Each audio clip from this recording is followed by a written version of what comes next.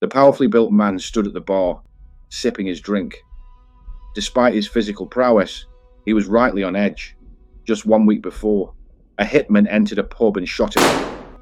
Fortunately, the contract killer was off target, causing only superficial injuries, but he knew he had a target on his head.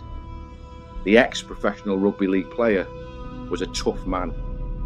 Word on the street was he was an enforcer, a feared one at that. However, according to news reports, he had upset serious underworld figures who had run out of patience. Whatever the reason, on this day, whilst enjoying a moment of relaxation, a masked man entered the pub. He pulled out his gun and shot David Nelson in the head, killing him. A brave man, Joseph Montgomery, hurled a glass at the hitman and attempted to rush him and was shot in the face. He would also later die of his injuries. But who was behind the killings, and why was this period in Leeds such a violent era? In this episode, we rewind to the tragic double murder of David Nelson and Joseph Montgomery, examine the case against the alleged hitman that has always denied the crime, and look into the violent backdrop of Leeds' underworld of the late 90s and 2000s. Leeds is a city steeped in history, from its industrial roots as the workshop of the world to its vibrant modern identity. It's known for world-class shopping, a thriving cultural scene, and sporting pride through Leeds United and Leeds Rhinos. But like all major cities, beneath the success and energy, Leeds also has a darker side, an underworld that in the early 2000s erupted into a period of extreme violence. According to the authorities, the spate of shootings that engulfed the city in a relatively short period began when doorman Vince Morton was blasted in the legs outside the Chain Bull pub in Moortown, Saturday, March 11th. Just days later, Craig Mayfield, a car dealer, was murdered near his home on Oakwood Lane, Gipton. He was parking his vehicle near a telephone kiosk when he is believed to have spotted his attacker closing in. In a last-ditch attempt to escape his attacker, he reversed away at speed towards a nearby roundabout, but was shot, suffering a fatal gunshot wound to the head. He was taken to hospital, but later died from his injuries.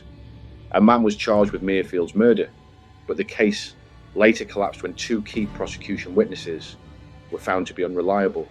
One witness was deemed not credible by the court, while another, who had picked the defendant out in an identity parade, was later discredited following further police inquiries.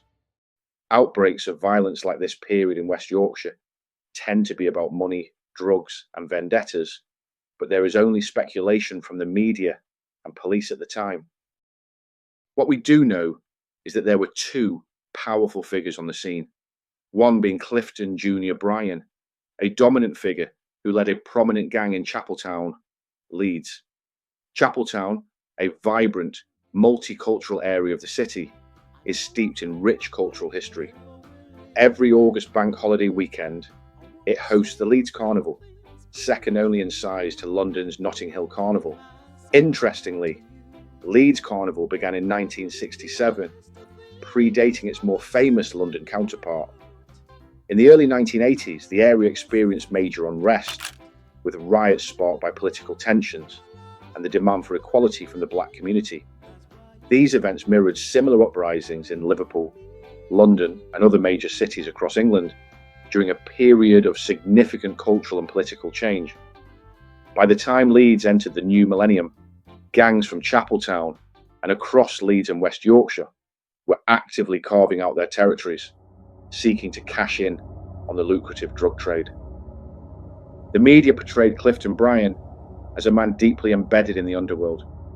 In 1993, he and his friend Robert Samuels, both in their early 20s at the time, were involved in a Gangland dispute. According to news archives, they had kidnapped a teenager who had allegedly assaulted a female associate of their crew. The teenager was thrown into the boot of a car, and a ransom was demanded from his associates.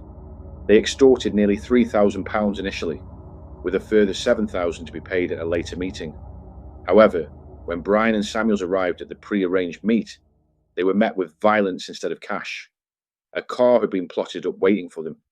As it pulled alongside, they were blasted multiple times with a shotgun. Samuels was hit in the head and Bryan in the back, but they managed to speed away, chased by the rival gang. Upon reaching the hospital, they attempted to make their way inside, but were shot at again before their pursuers fled the scene. It was a brazen attack, fueled by anger and a thirst for revenge. Despite Samuels suffering serious head injuries, both he and Bryan would make full recoveries. However, their luck would not hold 7 years later. Another man of significant stature in Leeds at the time was Frank Birley, who had recently completed a 14-year prison sentence for armed robbery.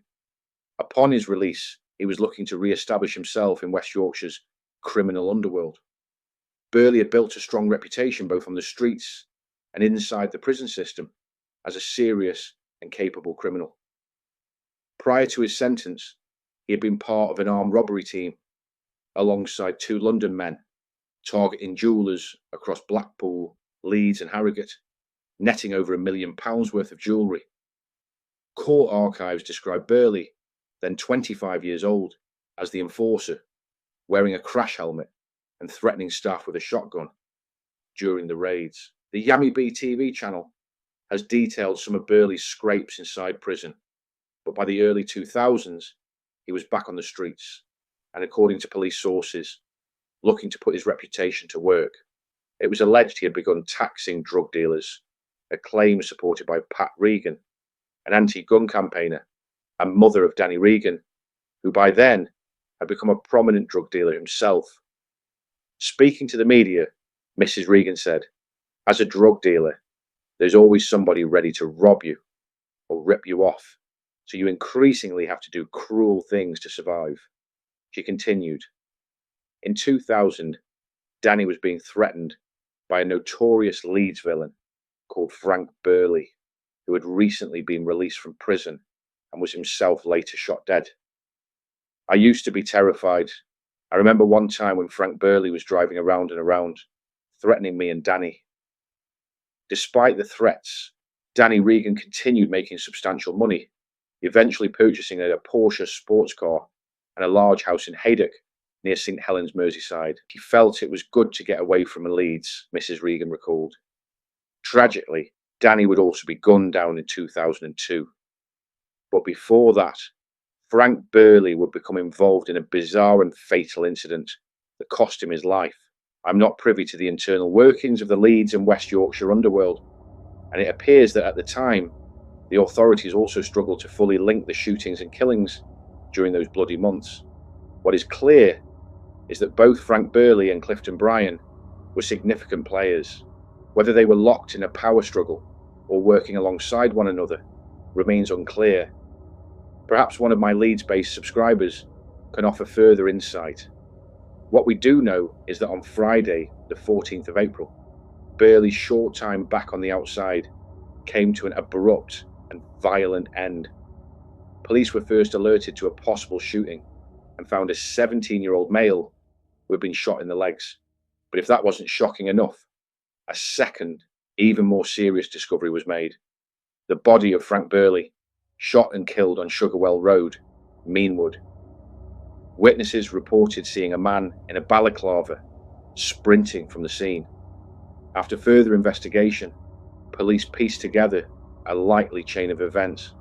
It was believed that Birley and the masked associate had shot the teenager in a punishment attack or attempted extortion. During the escape, Birley's partner allegedly tripped, and in a freak accident, the gun discharged, fatally wounding Birley. His death marked yet another family-left mourning and another layer of tragedy in Leeds' spiralling gangland violence.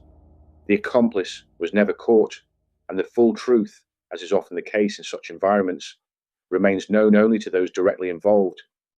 This was not the end of the bloodshed, as Clifton Bryan and Dennis Williams were found a month later in Hare Hills, Leeds, both shot to death.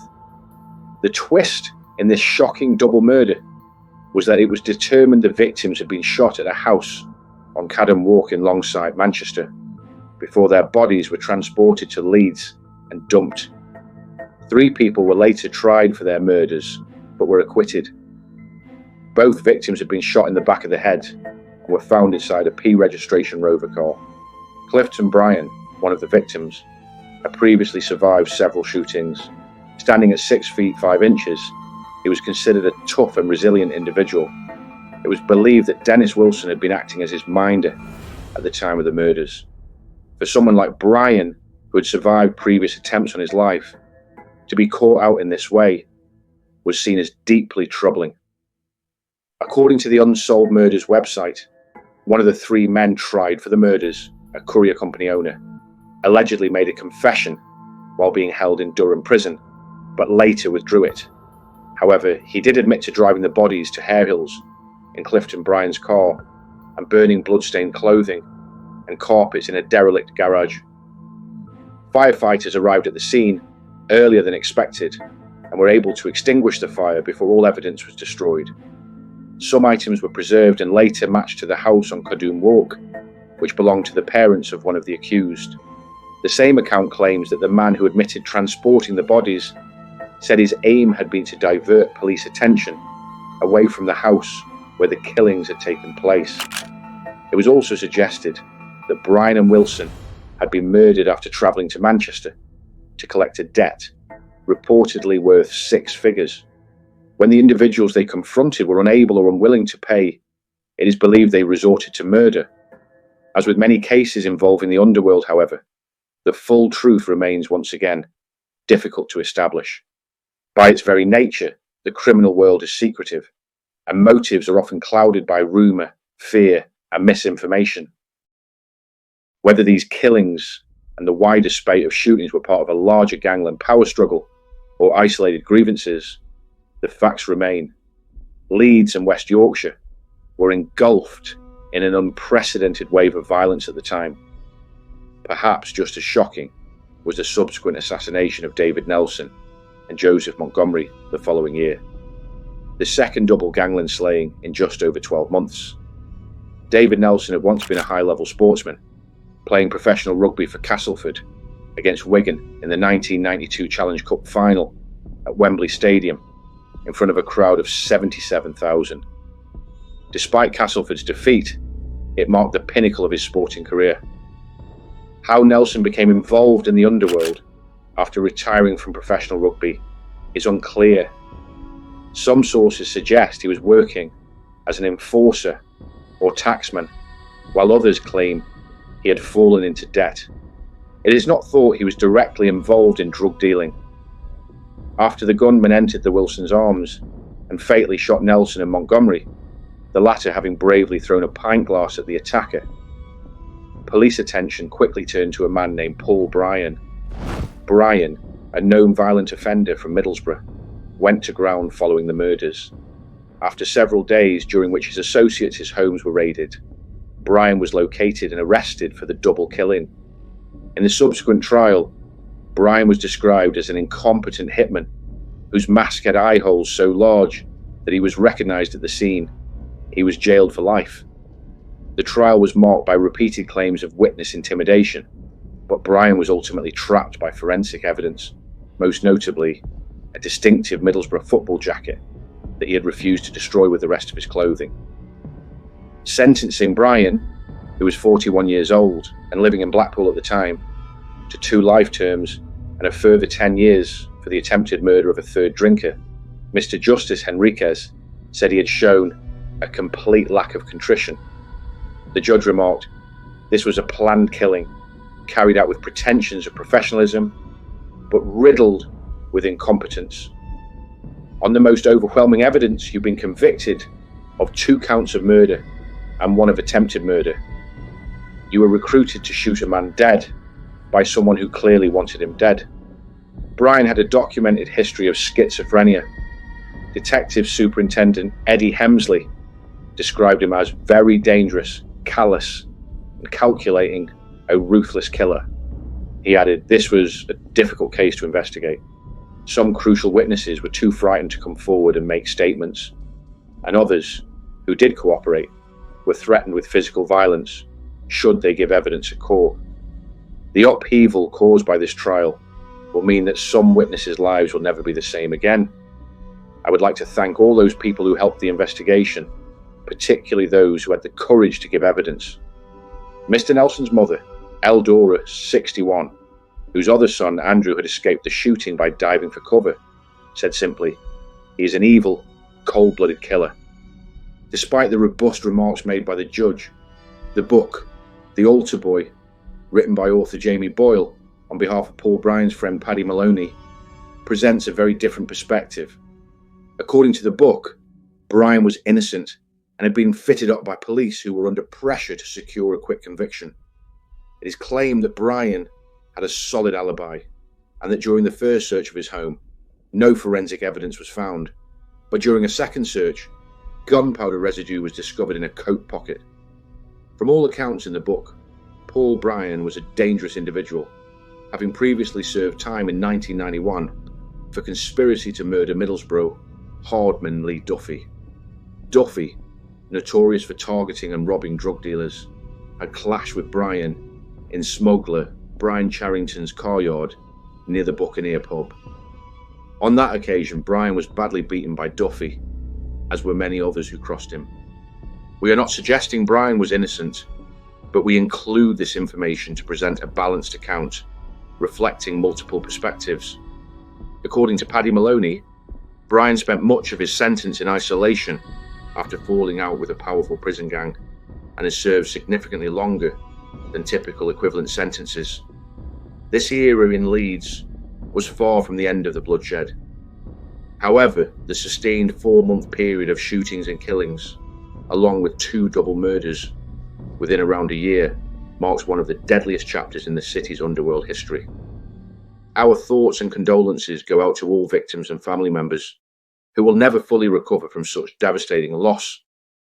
We make every effort to research thoroughly and provide a balanced YouTube documentary that documents British criminal and social history. We do not judge, rather we aim to present events as respectfully and accurately as possible. If any inaccuracies occur due to incorrect historical reporting, we apologise. We always make it clear that media and police portrayals are not always definitive. Many thanks for watching, and a sincere thank you to all our subscribers and viewers. I look forward to reading your comments and will reply to as many as possible. Until next Sunday's documentary at 7 p.m, stay safe.